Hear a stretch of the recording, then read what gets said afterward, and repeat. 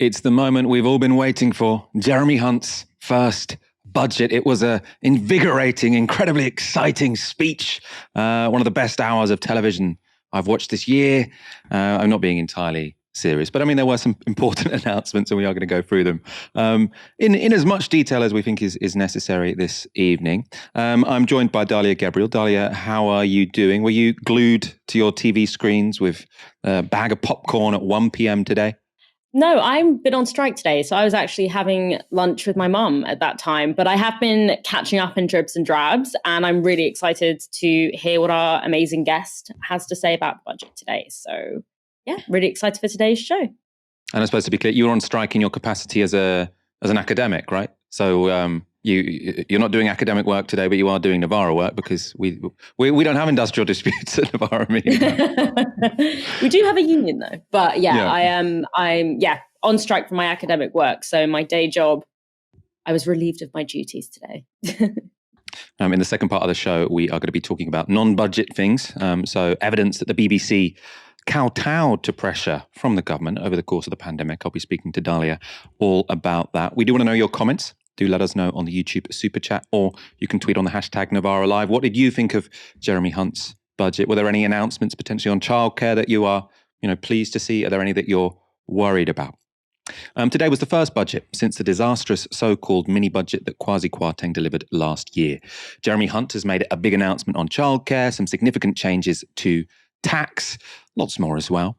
To talk us through it all, I'm delighted to be joined by Miatta Fahnbulleh. Miatta is Chief Executive of the New Economics Foundation and Labour's parliamentary candidate for Camberwell and Peckham. So if you win at the next general election, you'll be replacing Harriet Harman. I suppose you'll be hoping for a career as long as hers on the parliamentary benches. Can only hope. Big shoes and a long career to step into. Brilliant. Thank you so much for joining us. We do appreciate it. I'm going to be getting Miatta to respond to various parts of the speech in a more articulate way than I would possibly be able to. So let's go through the key parts. This is how Jeremy Hunt opened the budget. It was with reference to forecasts from the Office for Budget Responsibility. Madam Deputy Speaker, in the face of enormous challenges, I report today on a British economy which is proving the doubters wrong. In the autumn, we took difficult decisions to deliver stability and sound money. Since mid-October, 10-year gilt rates have fallen, debt servicing costs are down, mortgage rates are lower, and inflation has peaked. The International Monetary Fund says our approach means the UK economy is on the right track. But we remain vigilant and will not hesitate to take whatever steps are necessary for economic stability. Today, the Office for Budget Responsibility forecasts that because of changing international factors and the measures I take, the UK will not now enter a technical recession this year. So that was the first big news. We're not going to be entering a technical recession. What's a technical recession? Should we care? Should we all be rejoicing? Good times ahead? So it means that in theory, we won't have multiple quarters where the economy is basically declining. And to be fair, the Office for Budget Responsibility has uprated its growth forecast. So it thought, this coming year, growth would fall by about 1.5%, and it's now looking like we will essentially flatline at about 0.4%. What I would say is, even though we might not be in a technical recession, I think if you go to people across the country and you ask them how they're feeling, it will feel like a recession. The economy is limping along, has been limping along for a really long time, and the impacts of rising prices and the cost of living is biting people hard and impacting on businesses. So there's the numbers, and then there's the reality in the real world. And I think for many people, it will feel as bad as a recession. And I suppose from a technical sense, or, for me, who doesn't quite understand all the complexities of this, how can it be the case that the economy isn't going to shrink, but everyone's wages or everyone's real wages are going to fall? Like, who's getting that money then? If our wages are falling, and I keep hearing that, cost of living is going to be hit the biggest it has been in 50 years or whatever, but the economy as a whole isn't shrinking, how do you square that circle? How can those two things be consistent with each other? Well, that's been the story for the last almost 15 years now. So if we think about what's happened to the pie, it's been growing. We've had periods where actually we've seen GDP growing between 2010 and 2016, for example. But those benefits haven't translated to the majority of people. So there is a handful of people at the top that are taking a big chunk of the pie and are doing pretty well. But for the rest of the people, they've either flatlined or in many cases seen their living standards going backwards, seen their wages going backwards. So what we're seeing over this short period for me is just, it's the continuation of a trend that we've seen for over a decade. And we've not had that in recent modern history. The theory was always the pie grows, the economy does well, everyone does better. That's not been the story. And that's why, for me, when the Office for Budget Responsibility tells us that living standards, if you measure it in terms of household incomes, are about to drop by 6% over the course of the next 2 years, the biggest decline since records began. For me, that's the main story we need to take out of what's happening in the economy and the government's response and how woefully inadequate it is. Yeah, I think most people care probably more whether or not they have 6% less income next year and the year after than if we're technically in a recession or not. Let's go to what was probably the biggest single announcement in the speech, which was on childcare. I don't want any parent with a child under 5 to be prevented from working if they want to, because it's damaging to our economy and unfair mainly to women. So today I announce that in eligible households where all adults are working at least 16 hours, we will introduce 30 hours of free childcare, not just for 3 and 4-year-olds, but for every single child over the age of 9 months. The 30-hour offer will now start from the moment maternity or paternity leave ends. It's a package worth, on average, £6,500 every year for a family with a 2-year-old child using 35 hours of childcare every week, and reduces their childcare costs by nearly 60%. Because it is such a large reform, we will introduce it in stages to ensure there is enough supply in the market. Working parents of 2-year-olds will be able to access 15 hours of free care from April 2024, helping around 500,000 parents. From September 24, that 15 hours will be extended to all children from 9 months up, meaning a total of nearly 1 million parents will be eligible. And from September 25, every single working parent of under 5s will have access to 30 hours free childcare per week. So that seems like a pretty significant announcement. Childcare for everyone from 9 months to 4, before it was only 3 and 4-year-olds. I suppose, one, can you speak about how significant that might be? And then also, with your Labour candidate hat on, have you just been completely outmanoeuvred here? So, look, the first thing to say is that it's good news that childcare is at the top of the agenda. The cost of childcare has been massively prohibitive. If you take the average income, for some people, it's about 60%, up to 60% of the average income.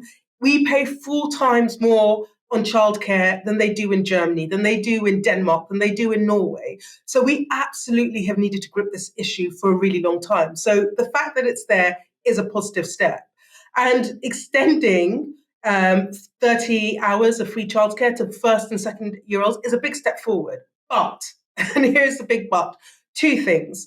If you think about most families that are working full-time, 30 hours a week for 38 weeks in the year is not enough.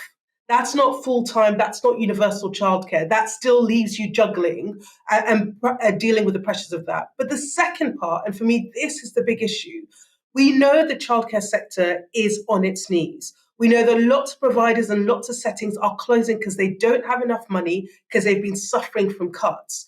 And so expanding the entitlement, so you're increasing demand for childcare places, but you're not putting enough money into the system. So the government has said it's going to top it up by about 200 million. That's like a drop in the ocean. The risk now is that you put so much pressure on childcare providers that the sector collapses. So the very thing that you're trying to do, which is to expand childcare provision, help mothers into the labour market, could be stymied because the sector can't cope because not enough investment is going into it. And then the final thing I'd add, it's also about quality. So we know, for example, that our childcare workers are one of the lowest paid. Many are on minimum wage, doing really valuable work. And again, unless you put enough investment in the system so that we're able to increase wages, increase standards, increase quality, you're raising demand, but you're creating problems in the system. So just so I'm clear on this, so there's this £200 million investment you're talking about in sort of expanding supply, but by offering this free childcare to parents, essentially, they're going to be paying the fees that parents pay. So there will be lots more government money, presumably going to the childcare sector. So what's the difference between those two things? The government saying, we will pay for your child to go to childcare. How is that not investment? So it is investment, but not enough, because what matters is the per child subsidy that's going into the system. So already if we take 3 to 4 year olds, which the government again subsidizes, what the sector is telling us is it's not enough money. We are struggling. We're having to ask parents to add in extra money in order to make ends meet. We're having to charge 1 and 2 year olds more in order to cross-subsidize 3 and 4 year olds. And what they're now about to do is to then roll that into 1 and 2 year olds. And so unless the subsidy is there to actually cover the cost of looking after those kids, you've got a problem. And the risk at the moment is that we're extending it. Yes, there'll be more money going in, but it just won't be enough to deliver this quality of care that parents expect and that providers want to give. And for me, what we should be doing is looking at what we see in Scandinavian countries, for example, where there's a recognition that childcare is absolutely vital, both for getting women into the labour market, but also, more importantly, for life chances for kids. So they say, look, we will subsidise it all. Universal childcare, free at the point of need. And for me, that's the sort of system that we need to move towards. And so, they have taken some of the things that the Labour Party was sort of thinking about. And what I hope this means is that actually if Labour say, which we do, that childcare is going to be a big part of the agenda, this means that there will have to be a really ambitious offer that generally works for families, because in the end, that's what matters. That makes a lot of sense. So it's not just how many hours you offer to pay for, it's how much you pay for each of those hours. And that will depend on, that will affect the quality of the childcare. Let's go to another headline announcement. This is one that is slightly more complicated. I have listened to the concerns of many senior NHS clinicians who say unpredictable pension tax charges are making them leave the NHS just when they are needed the most. The NHS is our biggest employer, and we will shortly publish a long-term workforce plan that I promised in the autumn statement. But ahead of that, I don't want any doctor to retire early because of the way pension taxes work. It's an issue I've discussed not just with the current Health Secretary, but a former Health Secretary who kindly took a break from WhatsApping his colleagues to consider it.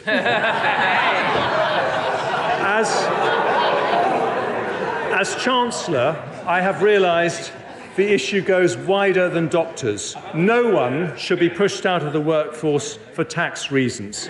So today I will increase the pension's annual tax-free allowance by 50%, from 40,000 to 60,000. Some have also asked me to increase the lifetime allowance from its £1 million limit. But I've decided not to do that. Instead, I will go further and abolish the lifetime allowance altogether. Now, in that section of the speech, I understood the joke about Matt Hancock. The rest of it could have almost been a foreign language. I sort of try not to look at my own pension scheme, let alone sort of look at the wider policy here. Miatta, can you make some sense of this for me? This announcement seems to be leading the news. It's very significant, clearly. But I imagine many of our viewers, like myself, are a little bit perplexed as to the significance of this and exactly what it means. Yeah, look, this is an odd one. So essentially, if you are contributing more than, under the old system, if you were contributing more than 40,000 a year into your pension pot, you got taxed on it. If you had a pension pot over £1 million, you got taxed for it. And essentially what the government's doing is saying, if you're contributing the level in which you're contributing before your tax, we're going to raise to £60,000 a year. And then if you've got a pension pot of £1 million, you don't get taxed on it. Now, this impacts on about 10,000 people. at a cost of 800 million at the start of this, rising up to £1 billion. And the idea behind it is that it somehow will incentivize people not to retire early. But for every person that doesn't retire early, it's going to cost us about 60 grand. So it's a really expensive, strange measure when actually, if you're that bothered about doctors and keeping them, invest in the NHS. Increase wages for nurses and other healthcare workers so that it doesn't put so much pressure on your consultants. It's a really strange measure. It's an expensive measure. And in the end, if you boil it down, it's a tax cut for the people that need it the least. That makes a lot of sense to us. It's sort of a bung to rich, well, not rich pensioners because they're not pensioners yet, people on high incomes who are putting a lot of money into their pension scheme, kind of a bung to them. And the idea is this will keep more doctors in their job. But as you say, it seems to be somewhat inefficient. Let's race through the other key announcements very quickly. You'll be keen to know. No more clips of Jeremy Hunt for you. Energy, government subsidies limiting typical household energy bills to $2,500 a year will be extended until June. You'll remember from sort of previous episodes that was going to be going up to £3,000, which is going to be difficult for lots of households. That's Martin Lewis getting his way. On businesses, confirmation that corporation tax will increase from 19% to 25%. Obviously, that's not new, but it's confirmation. And then this is new. Companies will be able to deduct investment in new machinery and technology to lower their taxable profits. So the idea there being that you don't get taxed on, you can put all of your investment as an expense, and it's supposed to encourage more investment, which is supposed to improve growth. And then on disability, I think this one is going to turn out to be very important. Work capability assessment abolished and disability benefits to no longer be affected by whether or not someone is in work. Now, those two headline announcements sound very good there. The work capability assessment caused so much harm and so much misery for many disabled people. You had, just such awful stories of people going to this very impersonal meeting with a subcontracted company who then says, "Oh no, you can clearly work. You can clearly work," when someone, clearly can't. So getting rid of that would be a good thing, but it's very unclear what it's going to be replaced with. And I think many people are worried that it will just get rid of the benefit altogether, and then people will end up being poorer as a result. Miatta, I suppose broad sweep, separate from what we talked about already, what seemed most significant in this budget to you? Look, I think for me, what was most significant was what wasn't in the budget. So again, the most important thing to say is the backdrop to this budget was the Office for Budget Responsibilities assessment that living standards, because household incomes were about to drop by 6%, that was the backdrop. And so for me, I wanted to see a lot more on both supporting people in the short term with the cost of living, but more importantly, a big drive to kickstart the economy.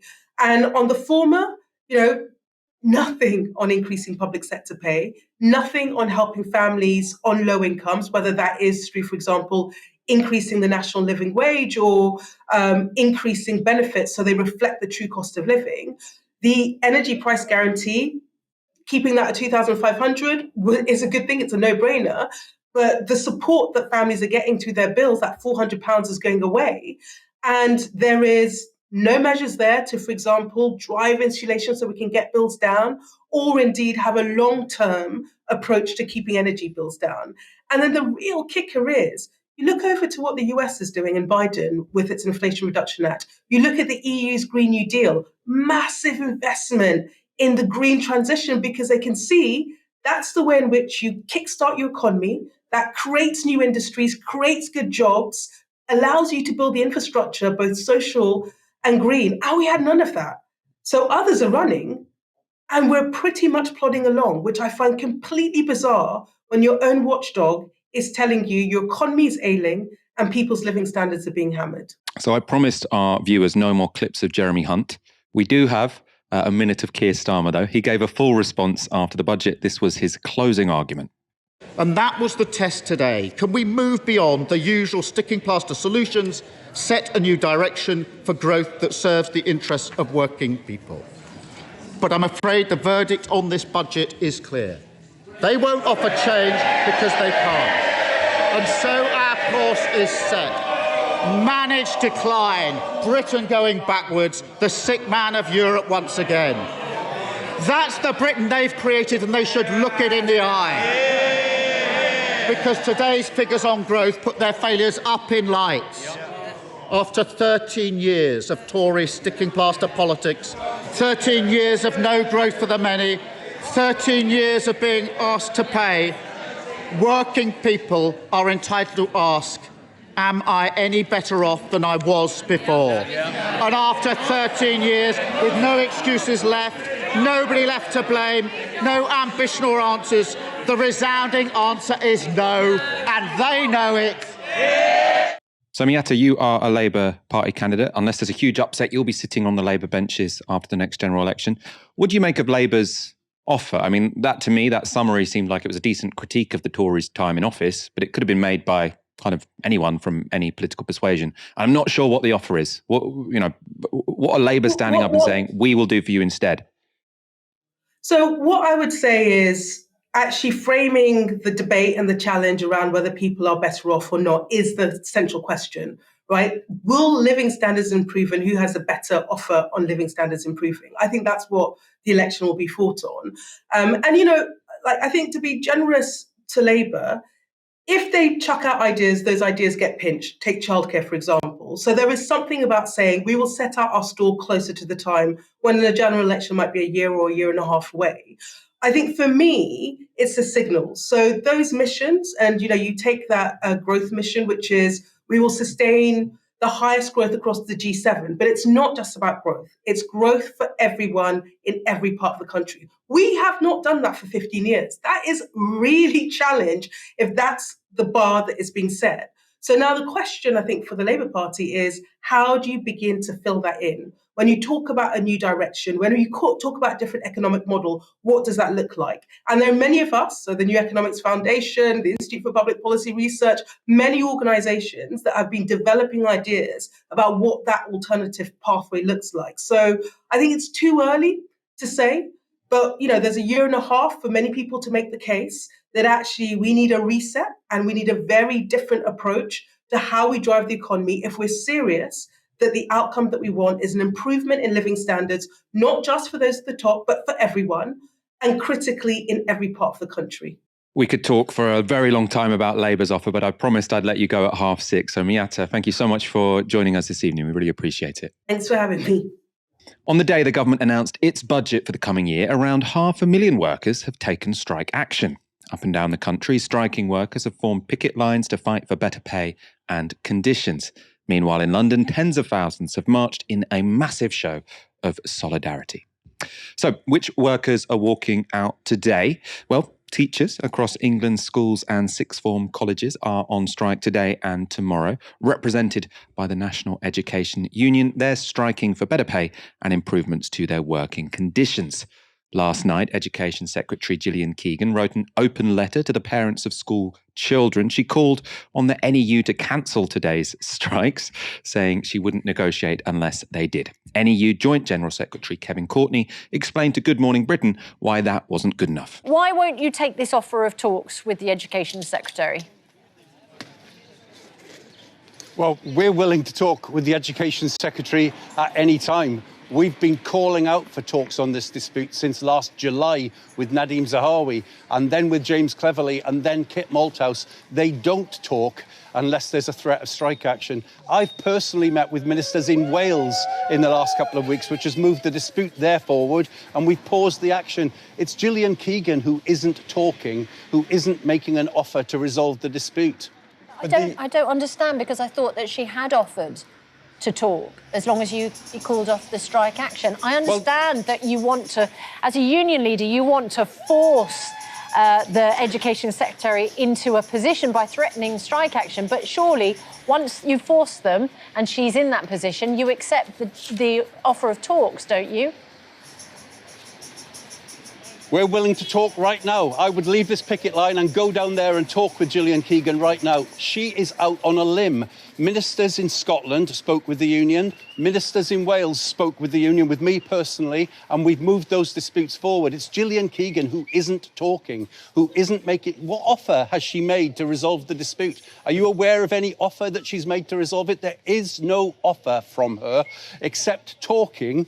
If we cancel the strikes, we believe that today in London, we're going to see tens of thousands of teachers and parents on the streets demanding the government invest in our children's education. And we think that pressure is what's going to make a difference for our children's education. Children are having their education disrupted every day because of lack of investment in their schools. There are special needs assistants leaving schools to work in supermarkets because they're not paid well enough.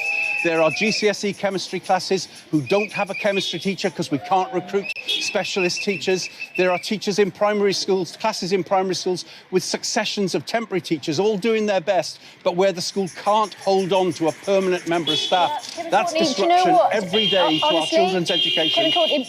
It's nice to see all those cars honking in solidarity outside that school that for some reason looks like an IKEA. I walk past it sometimes in Hackney. Teachers' pay has seen a dramatic real terms drop since the Tories took power in 2010. This graph is from the Financial Times. It shows how teachers' pay has fallen dramatically in England since 2010 when the Tories came to power. The green line shows classroom teachers who've swallowed a more than 10% real terms cut. Teachers in leadership positions and head teachers also had their pay cut, though, to a slightly lesser extent. Junior doctors in England are on their third day of strike too. Tens of thousands of British Medical Association members are taking action for what they call, quote, pay restoration. They're seeking a 35% pay award, which would bring their salaries back in line with their 2009 pay. The cuts were huge over the past 13 years to their pay. Tube workers are also on strike. Members of the RMT and ASLEF, covering both drivers and station staff, have walked out today over threatened cuts to pensions and staffing numbers. It's the 7th strike to close the tube in the last year, but the first network-wide drivers' strike staged by ASLEF in 8 years. Tomorrow, the RMT is also staging a national rail strike across 14 train operators. And there's more. Also today, 135,000 civil servants and government workers are on the picket lines. They're members of the Public and Commercial Services Union and Prospect Union. PCS General Secretary Mark Sawatka told Sky News why they're taking industrial action. Well, we've been striking now since December because the government's own workforce has been given the lowest pay offer anywhere in the economy, 2%, even though 40,000 of them use food banks. 45,000 government workers claim benefits because they are so poorly paid. And astonishingly, today, the tax department, HMRC, that's on strike for the first time, a third of the entire department is now on the national minimum wage, £10.42 an hour for collecting tax, overseeing the minimum wage and enforcing tax regulation. So we're on strike today to draw attention to the fact that the government's treating its own employees worse than anyone else. And of course, we're joining 7 other unions on strike today, meaning there's actually 600,000 public sector workers taking industrial action. As with many of the other unions, the government is refusing to negotiate with the PCS unless they call off their action. Seems a bit circular, doesn't it? We won't negotiate with you unless you call off your action. Presumably you call off the action if negotiations go well, in any case. Let's move to Coventry. Amazon workers there have downed tools for a week, marking a serious escalation in their pay dispute with the company. They received a pay rise of just 50 pence per hour, meaning that in April, workers will earn just 8 pence above minimum wage. Represented by the GMB union, they're asking instead for a £4.50 pay increase. Amazon still refuses to recognise the union, though membership has risen from 1 in 50 warehouse workers to 1 in every 5 since the dispute began. Pretty incredible statistic. Finally, members of the National Union of Journalists working for local BBC channels and stations have walked out across the country. They're striking against large-scale cuts to local programming and news. The strike runs for 24 hours, ending at 11 a.m. tomorrow morning. Gail Lofthouse is a presenter on BBC Radio Leeds. Here's how she signed off her show this morning. And finally, what is the common word for a sanguineous crust? The answer is scab. Enjoy the rest of your day. I shall return tomorrow after 11 o'clock. I love Gail Lofthouse from BBC Leeds. Incredible. Dalia, that was a very long list of striking workers. Always great to see a lot of industries on strike, lots of workers fighting for their rights. At the same time, I'm glad it's not anymore, because that was a long list. This show could have gone on for a really long time if there were any more people out on strike today. What do you make of this? What can we say about this huge action today? Yeah, I think it's firstly important to say that this whole idea that the government is not going to pin negotiations on the idea of the strikes being suspended is complete nonsense. And it's more of a PR move rather than anything else. It's an attempt to pin the frustration that a lot of people are going to feel at the disruption on the side of the unions, and sort of acting as if the ball is in the union's court. If they just suspend the strike. Suspending the strike when you have the upper hand makes no sense. It's an attempt to kind of break the momentum and break the public support that we have for these strikes. In terms of what is there to say, I mean, there's two things. I think the first thing is that I think we need to understand that these strikes are not only historic in terms of the labor movement in this country. Obviously this is the biggest wave of strikes that we've seen since the 1970s.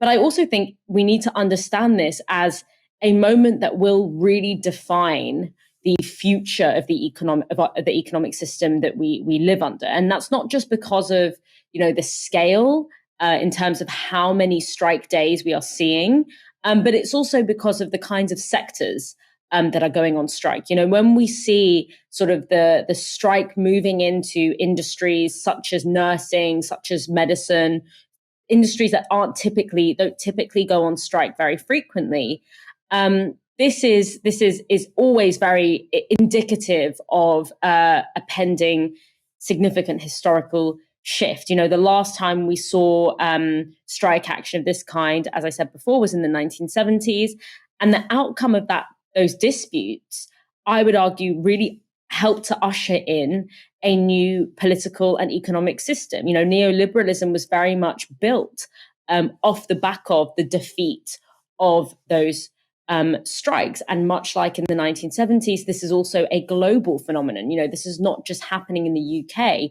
We are seeing thousands of public sector worker strikes, of public sector workers on strike in France, in South Africa, across many different countries, and these, because we are in the aftermath of not only a financial crisis but a pandemic, we're in one of those rare historical moments where there's a lot of moving parts, and so I think that this is going to be a very historically defining moment, and it's incredibly important because I think it will define the kind of economic system that we are going to be under when we are fighting climate breakdown. So it's incredibly significant in that sense.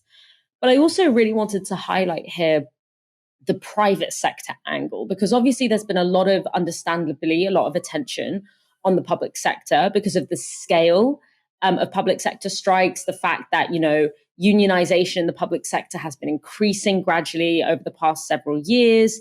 And, this is a new phenomenon. And we're seeing these kind of headline grabbing strikes in the nursing industry, for example. So there's been a lot of focus on public sector strikes. But what's happening in the private sector is really interesting, because on the one hand, unlike public sector union levels, the private sector union membership in the private sector has actually been steadily declining and is continuing to decline now. And yet we are seeing some really interesting new forms of mobilization emerging in, for example, Amazon warehouses, amongst Uber drivers. In the US, we're seeing it amongst Starbucks workers, where we are seeing models of labor that are very much designed in order to prevent the possibility of striking. On that issue of negotiations, it does seem to me pretty cynical that the government is saying, they're refusing to come to negotiations. They just want to go on strike for strike's sake. I don't know the details about the teachers in the PCS, but on Monday we showed you a clip of the British Medical Association responding to similar claims. And they essentially said, look, we've been planning this strike for ages. We've told the government we've had a dispute for months. And what they do is they send us an email on Friday saying, do you want to come in for talks? We'll do it if you call off the strike. Then the strikers say, or the union say, well, of course, no, you can't just message us 2 days before we go on strike and say, we'll talk to you if you cancel it.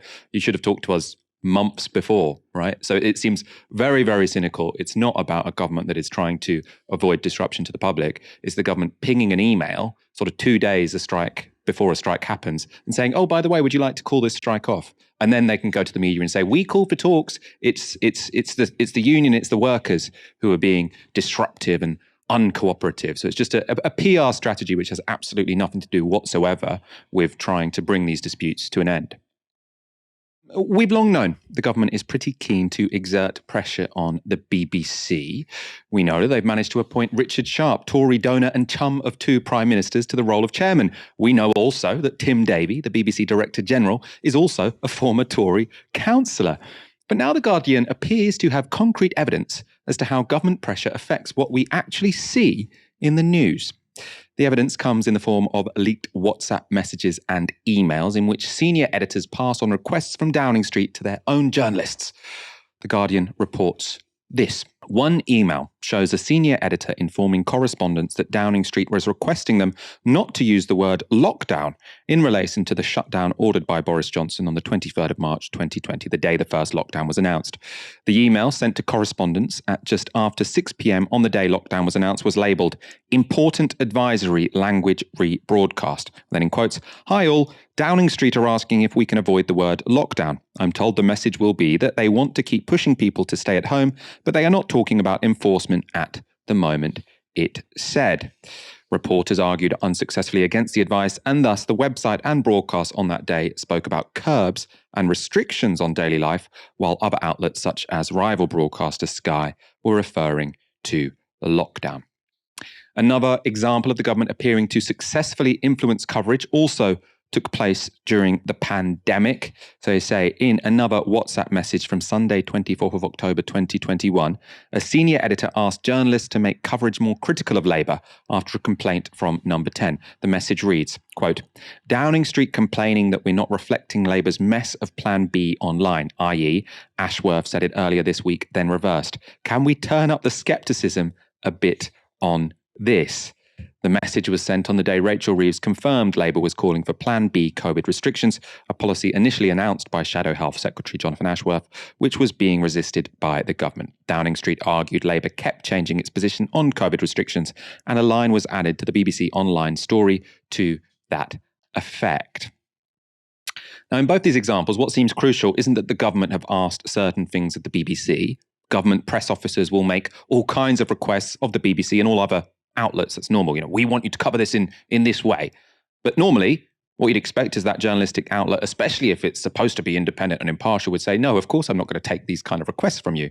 But what you're seeing here is that these requests appear to be being passed down from senior editors at the BBC to their own journalists. So they're saying, Downing Street says this, can you do this? What starts as a request from the Tory government to BBC editors becomes an instruction from BBC editors to the journalists that work below them.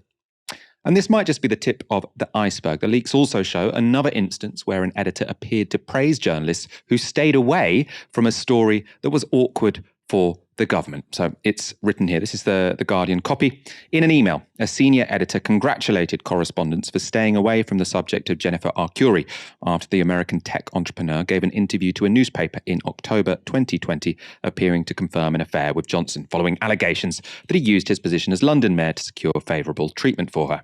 The message to political correspondents from the 17th of October 2020 said, quote, "Journalist did a wonderful job last night keeping us away from this story. I'd like to continue that distance. It's not a story we should be doing at this stage. Please call me if you're asked to." And while the leaks don't have concrete evidence that this followed a request from Downing Street, so we can't see them saying Downing Street has asked us not to cover Jennifer Arcuri, so don't. We don't have that message, but it's plausible that that did happen, and the sources speaking to The Guardian were clear that this would be along the line of a trend. So let's have a look at this. One BBC insider said, quote, "Particularly on the website, our headlines have been determined by calls from Downing Street on a very regular basis. They said the messages would have been a small snapshot of what was going on because most pressure was applied verbally rather than written down." The source said management appeared to be worried about losing access to politicians and briefings from Number 10 if they crossed the Downing Street operation. And the BBC has denied the allegations. They've said the messages don't show that it buckled to political pressure. But World Affairs editor John Simpson isn't so sure. He posted this on social media. No surprise about the pressure, it's always there. But the BBC's own rules on impartiality require us to stand up to this pressure robustly at all times. If we don't, we're not doing our job properly. And it's not our job to do Downing Street's bidding.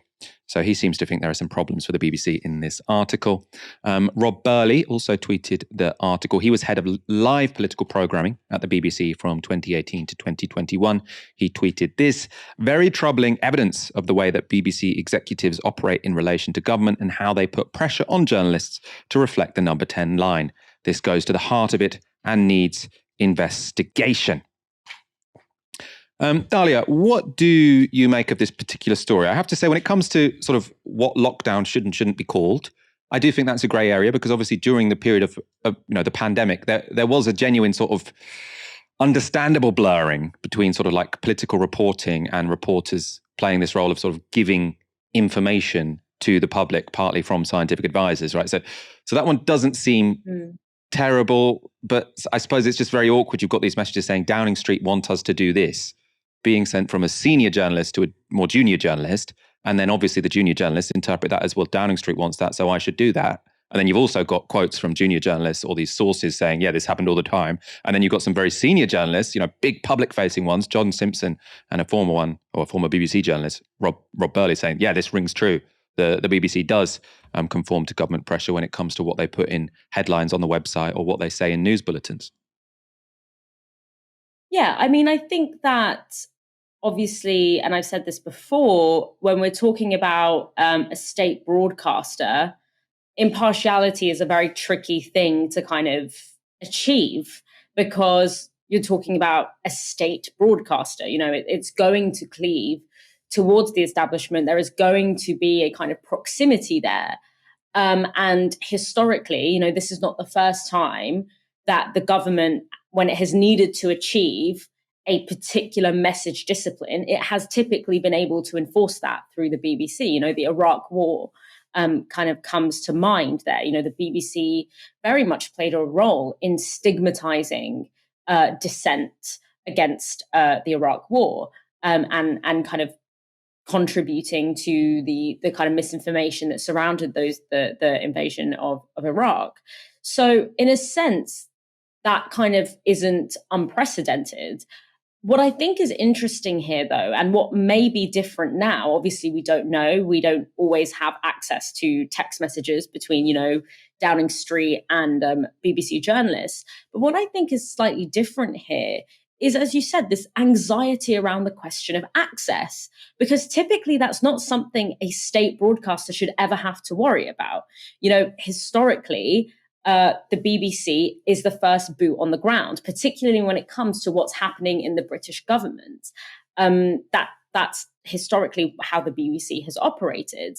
And I think what was really interesting during the pandemic, a shift that I noticed, was that suddenly we were getting really important announcements and briefings about whether or not we were going to enter lockdown, whether restrictions were going to change, what was the government's next policy in the middle of a health crisis, was being delivered not necessarily by the BBC, but the first dibs were happening behind the paywall in the Telegraph, which of course was the newspaper where the Prime Minister had formerly worked. And so I think what happened in this government, particularly under Boris Johnson, was this cultivation of this cozy relationship where suddenly exclusives and, major announcements that really, should be going through the public state broadcaster, because announcements like whether or not we're going into lockdown, public health messaging should be funneled through a centralized, publicly and freely available news source, not, behind a paywall. And yet that wasn't happening. And I think that was an attempt by this government to cultivate this anxiety around access and to put the BBC on the back foot in this way in order to try and discipline the BBC into feeling like if it doesn't cozy up to politicians in this way, that they are going to somehow lose access, which is something I don't think the BBC has ever had to worry about. So whilst I can't really say for certain whether, these text messages like this are unprecedented, because we have seen historical examples where, government message discipline has been funneled through the BBC and has been achieved via the BBC. I think anyone who, watches BBC coverage on Palestine, watched BBC coverage on the war in Iraq, will tell you that this kind of impartiality thing is a bit of a myth.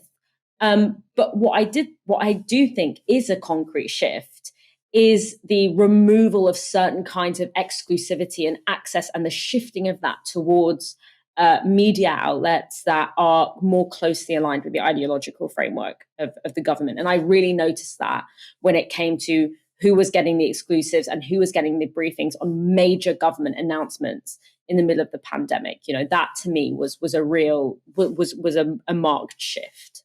No, I think that makes a lot of sense, actually, because I think that the BBC, partly they feel like they need to follow the government's lead because they're worried about the next funding package they get, right? So the government can always dangle over their heads this idea of future cuts or changes to the operation of the BBC, right? That's why lots of people are saying it needs more independence. It needs much longer term funding deals so that the government of the day can't be constantly applying pressure in that way.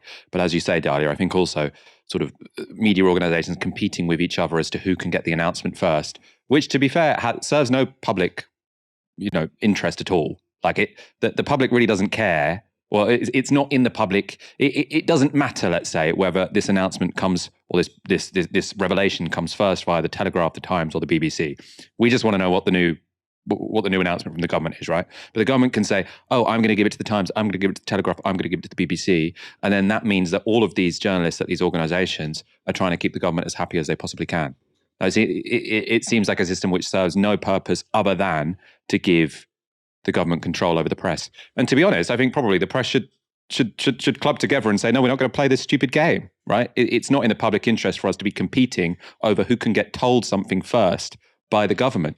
If it's from an official government spokesperson, it should go to all of the press at the same time. And that would end this sort of sinister and pretty pathetic game where journalists have to sort of beg government officials and government spokespeople to be the first person they WhatsApp, which is essentially what's going on here, right? If you're hearing it from a government official, it should go out via official channels. That's what I'd say. If you've got someone who's leaking awkward information for the government, great. Yeah, that's not going to go via official channels. It's great if journalists can build up relationships with government advisors who want to leak stories which might be in the public interest and which we don't know about the government. But if all they're saying is this is going to be announced tomorrow, that's completely pointless for all of us. All it does is creates this stupid competition, which means that we end up with media organisations going super easy when you've got governments making catastrophic mistakes. Jonathan Gullis is a Tory MP for Stoke-on-Trent who is not afraid of controversy. He's also not afraid of lying. Boris has a star quality that no other politician, quite frankly, could even get close to. But I think Rishi, if he shows competency, which he is doing, he did a good deal with Northern Ireland, and the small boats legislation is certainly tough and upset all the right people in all the right places, as far as I'm concerned, Paul. Is that really what you want to do, upset people, as opposed to just send a positive message let's be out clear. there? When I say upset people, I'm talking about the Twitterati, wokerati of North Islington, those who's the champagne socialists who pontificate all day long, the lefty lawyers, Keir Starmer's best mates, Mr. Flip-Flop, because he can't take a position on anything in this day and age. Those are the people I don't care upsetting about, because those are the people who want to call people up here racist, bigots, Nazis, like Gary Lineker has done, because they want to take back control of their laws and their borders. It's very much like, a doll where you pull the string from behind and then just say all the things they're programmed to say. Twitterati, woke people, Keir Starmer can't make his mind up, liberal lefties, North London, like proper, verbal diarrhea when it comes to all of the dog whistles that the Tories like to use. In any case, the thing we're focusing on here is what he said about Gary Lineker. He said he's called Northern voters racist, bigots and Nazis. I don't know if you can remember that happening. Gary Lineker has denied that happened. Gary Lineker says, no, he hasn't and never would. He's talking in the third person about himself. This is outrageous and dangerously provocative, which I think is fair enough. Dalia, what do you make of this? Jonathan Gullis telling Channel 4 that Gary Lineker said that Northern voters were all racist and Nazis. Lineker saying, I didn't say that, and it's pretty dangerous of you to lie like that. I mean, it's almost like if you just fed the coverage like The Spectator and spiked into like a bot, and then just had it like spewing sort of tweets every 3 seconds on the basis of the amalgamation of all of that. And that's what came out of that man's mouth. I mean, he was really grasping for straws. And the reason he was doing that was because he knows that polling shows that if there was an election tomorrow, there's a strong likelihood that the Conservative Party would lose basically all of the red wall seats that they gained. And so I can understand why he's trying to kind of stoke up this age-old story, this, very central narrative of not just the culture war, but the class war, which is this bizarre idea that somehow, the global political and media and economic elite are in cahoots with, refugees, the most marginalized people in the world, and are, they kind of have this pact together to help one another at the expense of white working class people, at the expense of what Enoch Powell called the ordinary Englishman, when obviously that is completely ahistorical, it's completely incorrect, but it's a very powerful story. It's a very powerful way of narrating why the promise of, endless growth, of endless development, of fair growth and fair development has not materialized for working class people in this country, wherever they're from. And so that is a way that kind of story of dispossession is narrativized. But ultimately, what I see here with the kind of the Gary Lineker thing, and what I think that this MP is kind of trying to fold into and trying to empower, especially given the fact that Gary Lineker broadly has received a lot of support, is essentially trying to stigmatize the idea that refugees are human beings. And so there's this kind of move to make it so that anyone who expresses any kind of solidarity or even just articulates a moral case rather than a technocratic case, which is what we are seeing Labour doing, talking not about, is this, morally egregious? Is this, a violation of human rights? But rather talking about how this is unworkable, it's unpractical, it's not actually going to achieve its goals. Those are different arguments. But essentially what we see is this attempt to make the former of those, the moral case for this, the idea that refugees are human beings deserving dignity, to make that a stigmatized position, so that anyone who represents that position publicly, even if they are someone who is as unthreatening and frankly quite lukewarm as Gary Lineker. Gary Lineker is not John Barnes. He's not someone who, this is a man who is very much, doesn't have a history of being politically controversial. He is, a very kind of unthreatening to the establishment. But even for him, this drive to stigmatize any expression of humanity of refugees, that is, essentially what this MP is buying into. And that was a story that was started by Enoch Powell, and it continues today. And that erosion of the idea that human rights are an important legal covenant is kind of swept away, and instead that kind of moral case is portrayed as being a snowflake, or it's portrayed as naivety, or it's portrayed as delusional, rather than the foundation upon which a liberal legal system is founded upon, and that it was constructed in the wake of the Holocaust, in the wake of the refugees fleeing Nazi Germany, very, very serious, things. And so I think that kind of trivializing and stigmatizing of, the human rights angle to this that is what is being expressed by this MP here. And I'd like to think that the response to Gary Lineker, the broad solidarity that he has received, is an indication that that isn't completely working. But at the same time, the bill's been passed. So in that sense, it's hard to say who's really won on this kind of struggle. It's only past its second reading, so there's still some time to go. But I mean, I take your point. It seems like unless there's a snap general election and the Tories lose, this is probably going to happen. I like the idea that we measure our political compass all by footballers now. So it's Gary Lineker, not as radical as John Barnes, but a little bit more left wing than John Terry. We need to make a sort of very dynamic and complex graph when it comes to where they're all placed, especially as they seem to be some of the most effective political actors in the country right now. Dalia, thank you so much for joining me tonight. Thank you for having me. And thank you everyone for watching this evening. Come back tomorrow night for another live stream from 6 p.m. For now, you've been watching Novara Media. Good night.